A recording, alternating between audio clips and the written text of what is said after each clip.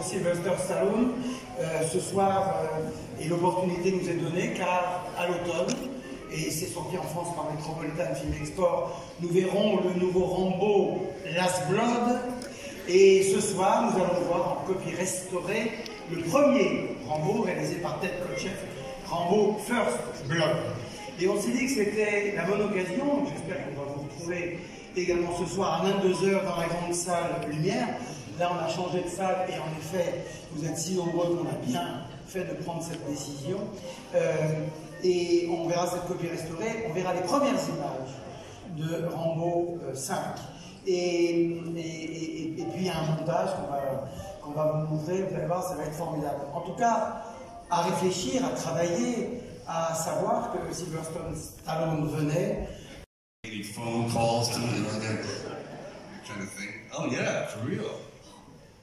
God, that really made Dolph's ego go like, oh. Yeah, but it's true. It was like no bullshit, really rough. Yes, did we hit each other all the time? No, but boy, were there a lot of misses. And the gloves they had there they don't even use them anymore. They're illegal for men. Oh yeah, they're so dangerous. They're so small. And then when you put it on him, it was like a thimble. But yeah, it was. I loved it though, because it's one of those things that I'm never going to do this again. But at least it's on film. But it also, in Rocky IV, which people go, oh man, it's all montage. It was supposed to be montage. The whole thing was designed. I said, I'm going to make a montage movie. We sort of know what the character is all about. I don't have to explain who Rocky is by the fourth one, right? But I do have to show the journey. I want to show the phenomenon of what's happening and the money and the wealth and the fear and who Dolph Lundgren is. I said, that's montage. So let me just take an experiment. So critically, I got murdered. But financially, it was the most successful of the group. So therein lies the dichotomy. I love it. I suppose you did. I like everything except that stupid robot. I don't know where that came from. I don't know. To this day I go, why do they have a talking vacuum cleaner? I don't know. Literally, I'll show you how impressionable I am. I think I was at a pizzeria, and then there was this robot, and he was like, buy pizza, buy pizza, buy pizza, for real. And I go, wow, that thing's kind of cool. And I didn't realize there's a guy in the other room. Buy pizza, buy pizza. And I go, hey, you know, I want to put that in the movie. Okay, and that's the truth. The next thing I know, I have this dumb robot in the movie that we never even talk about it again. It just disappears. There's a go robot. Yeah, that's gullible. That's me. All right, most Hollywood big names becomes legend when they have one iconic character in their career. You, 6 years after Rocky, on October 22nd, 1982, the American discovers First Blood. Rambo was born. And to say that it strikes a chord in every member of the audience in America is an understatement. I mean, whatever your politics was at the time, you felt something for Rambo. You went for the character more than the politics. It was the Vietnam, few years after the war. There was a big controversy in America about what to do with the veterans. How did you take that at the time? How did you realize that it was way much more than just an action hero? That came slowly. Truthfully, I'm almost like a political atheist. I wasn't. I hadn't even voted before, really. So it had nothing to do with politics. I just thought, this is a great story. This is an interesting story about alienation. Then I started to do research, and I realized that so many veterans were coming back, they were so damaged, and there were so many suicides. I thought, you know, maybe this can have some benefit. In the original book, Rambo is so damaged that he has to be killed at the end. He's a savage. He's a killing machine in his book, yeah. He's Frankenstein. And I go, that's not the message if I'm going to make this movie, I have to be responsible for thousands and thousands of men that are ready to kill themselves. There were 25,000 suicides a month from veterans. So I thought, let me just take it right to the edge. Let me just change this character a little bit. So at the very end, he expresses his angst, his loneliness, his mental situation, and the audience can now relate to it. But it was not by any means ever supposed to be a political statement. It became one, and it did. It took on a life of its own. But I never went into a movie ever saying, you know, I want to make a statement here about one situation or one group versus another group. I don't think I'm smart enough to do it. That's not my strength.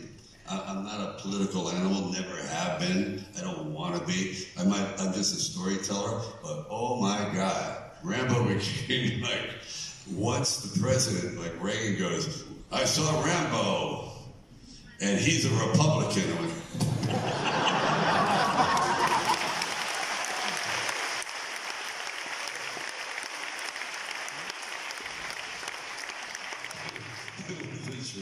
so I guess he became a Republican. I don't know.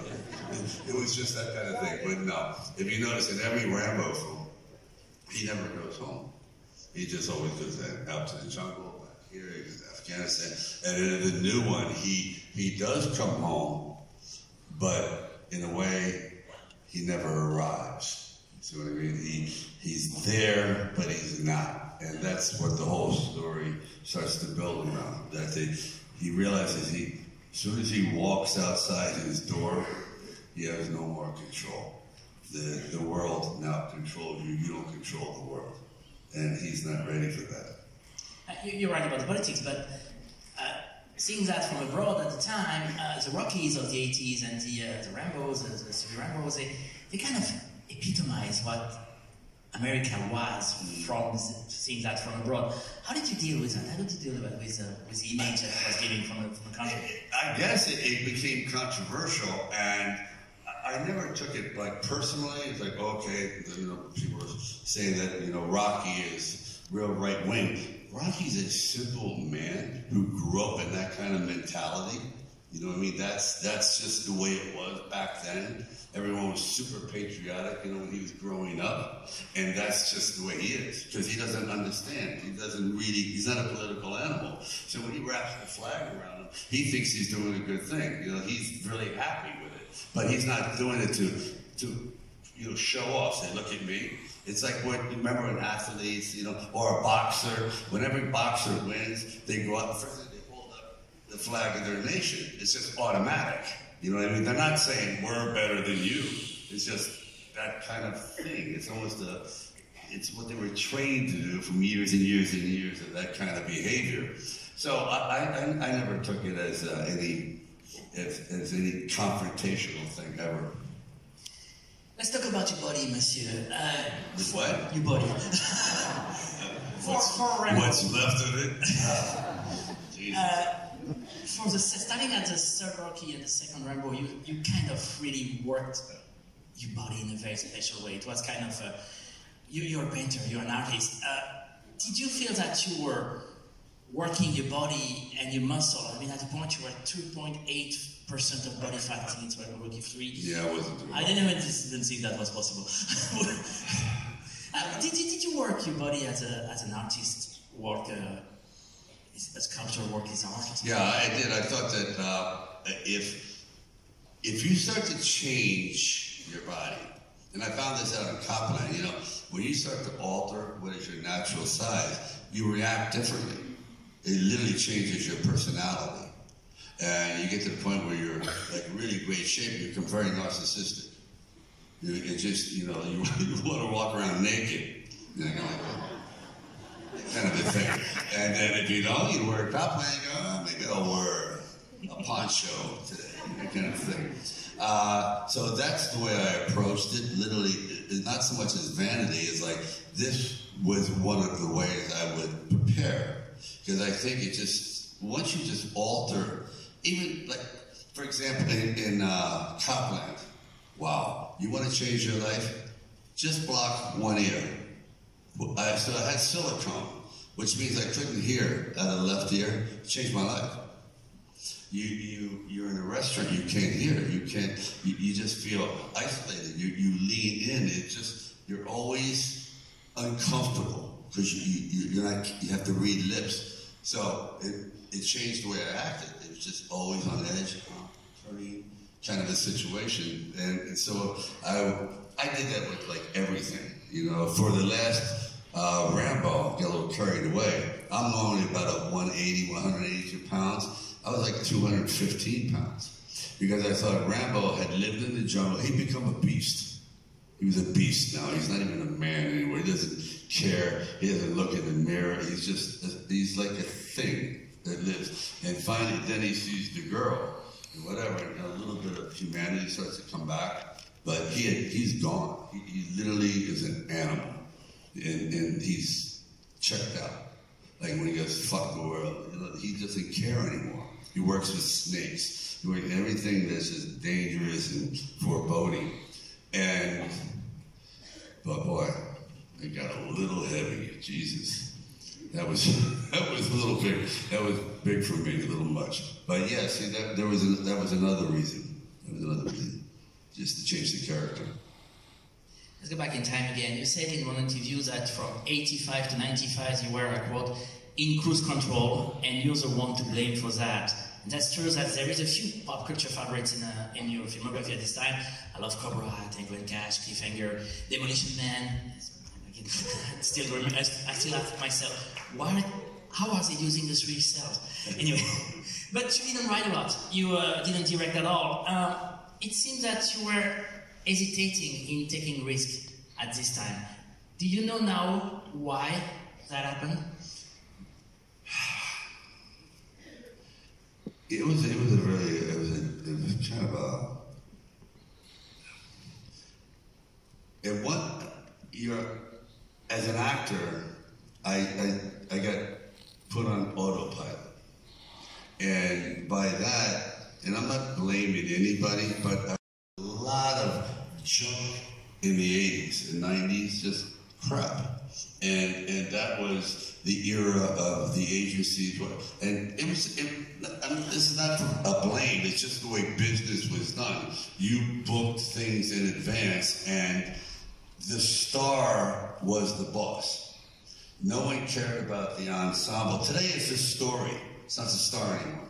It's the movie. If the movie's good, it works. I don't care who the star is. If it's in a mediocre movie, it's going to die. But back then it was different. You put in Arnold, you put in Dave, and Michael Douglas. You had an opening. It was guaranteed. You're going to at least have an opening. That's not here anymore.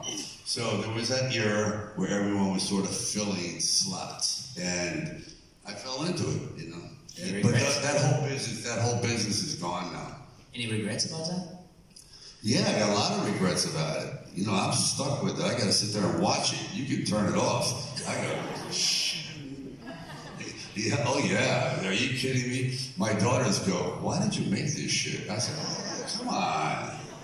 How do you think I paid for your school? Shut up. Jesus.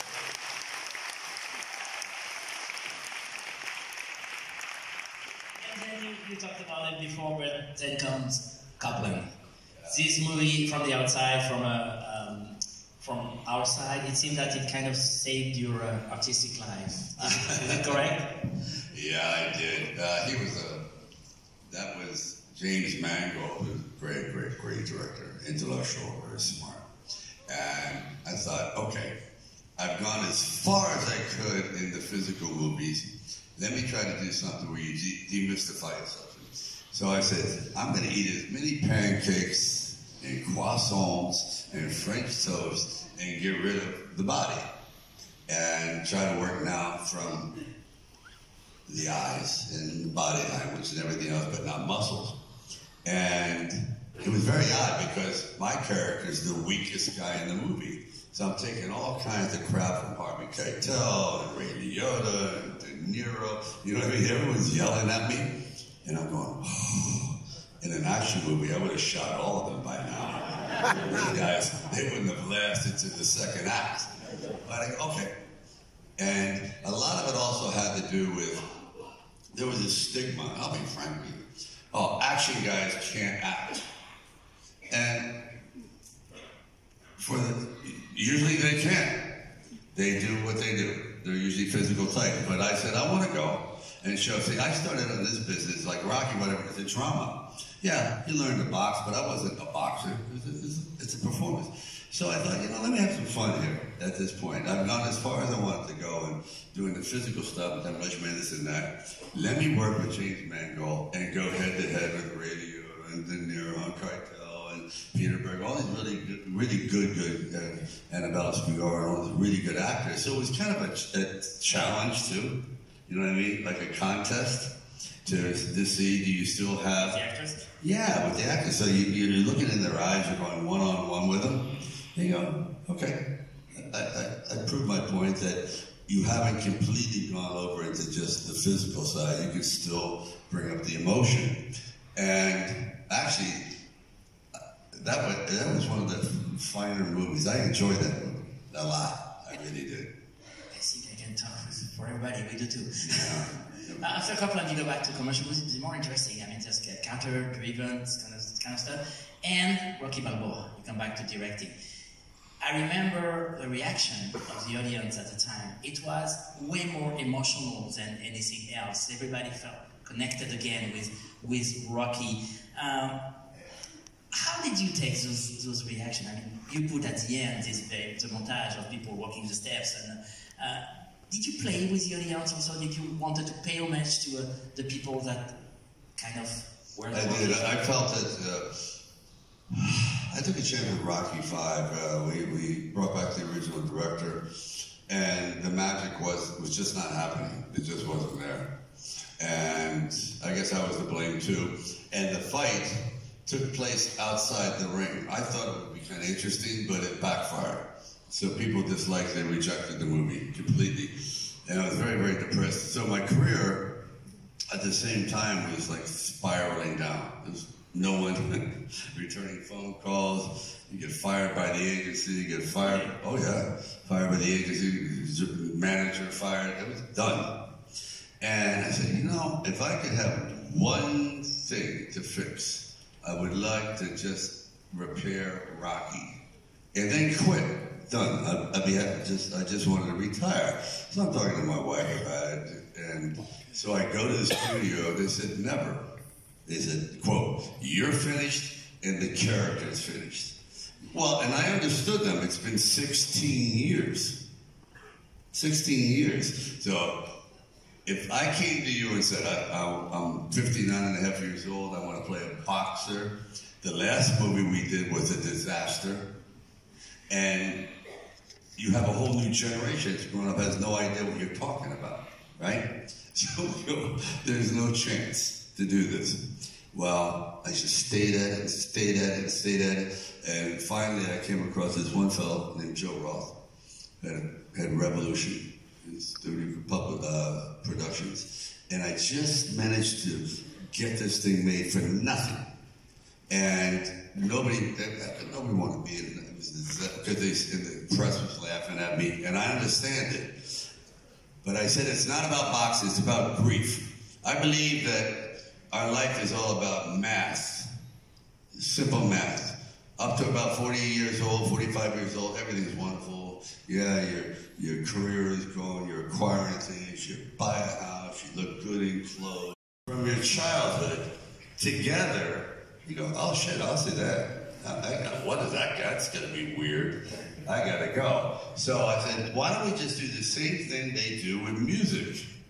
You get that guy, and that guy, and that guy, and that guy, and each one of them had a specialty, and then they were action guys, and now they're all together, and together there's strength. See what I mean? There's something, curiosity, it's a curiosity factor. And that's how it came about, from watching a horrible music concert. You never know where inspiration's coming from.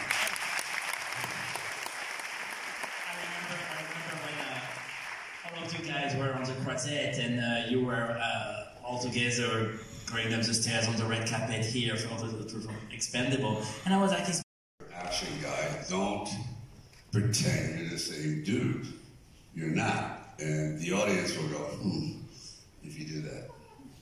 We played again with that on Escape Plane with Arnold, and I think there's another movie coming up. Do you like that? Do you like coming up to the old stuff and making something new with it? Well, he stole everything he's got from me. And I remind him of that. I said, Jesus. No, I'm not kidding. No, I'm sort of not. Well, yeah. No, we get along great. We hate each other's guts, no question about it. But that's a good thing. Everyone needs a great competitive enemy. There's nothing better. And if I didn't have one, I'd create one. I go, you know what? I hate that guy. What'd I do to you? I need to hate somebody, all right? I need that to wake me up. And so we had that going on because he's unbelievably competitive. I mean, 7 times Mr. Olympia. Big deal. That kind of feeling. And so we'd be at each other's throats. Now we're really great friends. You know what I mean? Because I'm better than he is. And just joking. No, I'm not. I am.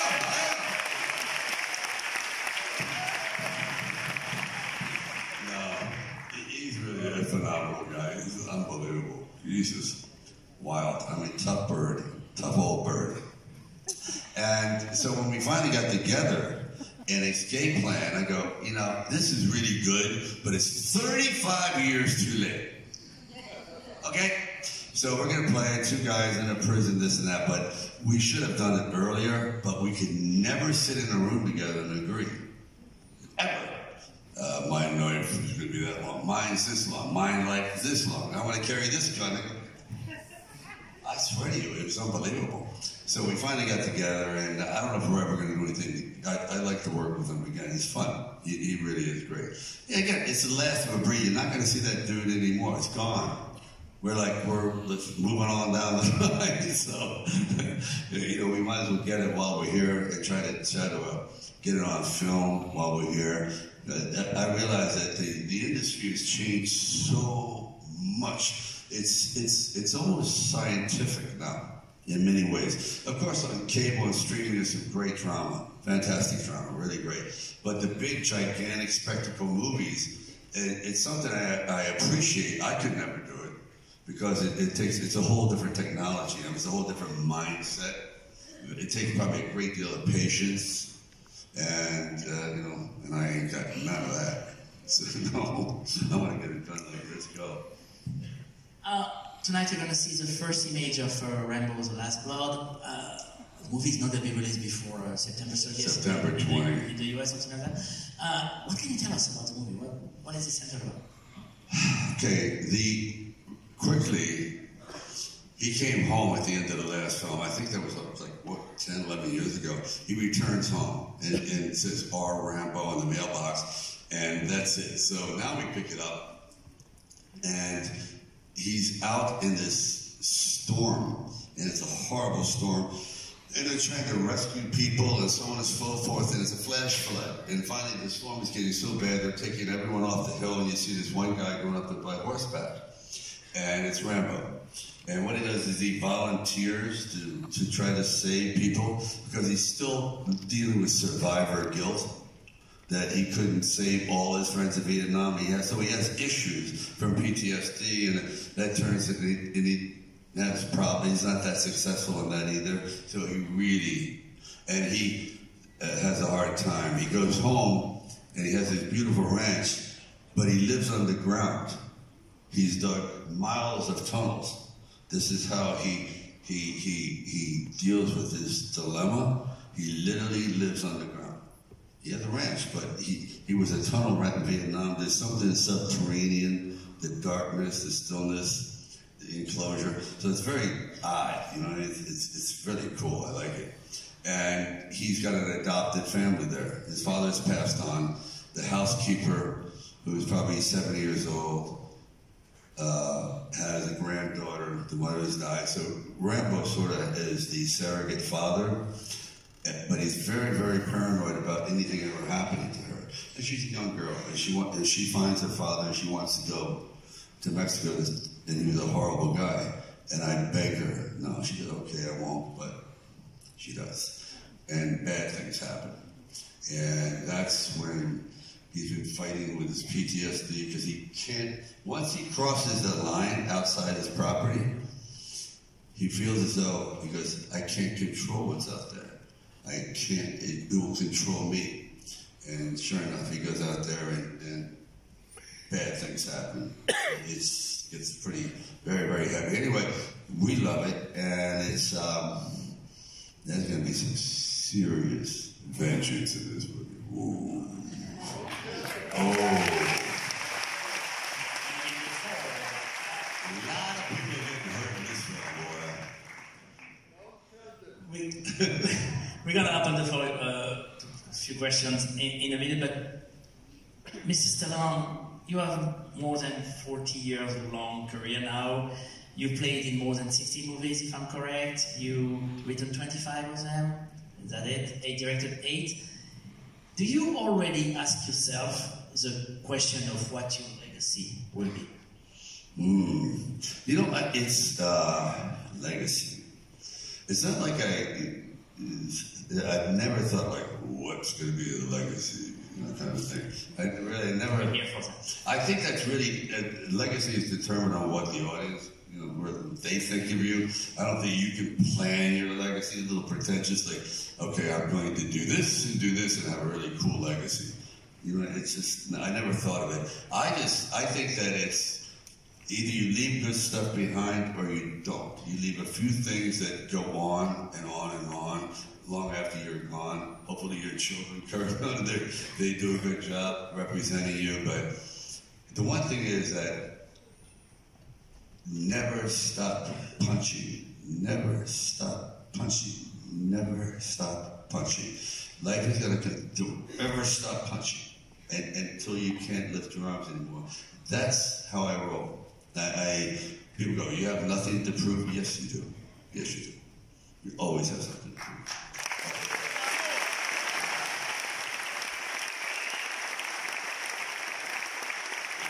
We have a competition in the audience. Deuxième max. Est-ce qu'on a des micros pour le public? Le monsieur là, voilà. Oui. Mr. Didier mentioned here several times a film that's very popular in South America, where I came from, that's Stallone Cobra. Could you please tell a few words about that film and how successful that film was to you? A little word about Cobra. Oh, Cobra. Ready. Cobra, yes. Mario Cobra. Cobra. You know, Cobra was one of those things where I go, what if Bruce Springsteen had a badge and a gun? It's like rock and roll meets drama. That's exactly what I thought. Like, let's put these two things together. I believe that I should have, that should have been to me another franchise. Because that character was really cool and I blew it. I screwed up in that. I guess my personal life got a little involved at that time. But that was, I thought it was really great because it's a different interpretation. We're actually going to try to do that as a streaming TV series, cable TV. I think that'd be really cool. Bring out the Zombie Squad. Of course, I'm long gone, but the idea is really good. But yeah, thanks for bringing that up, pal.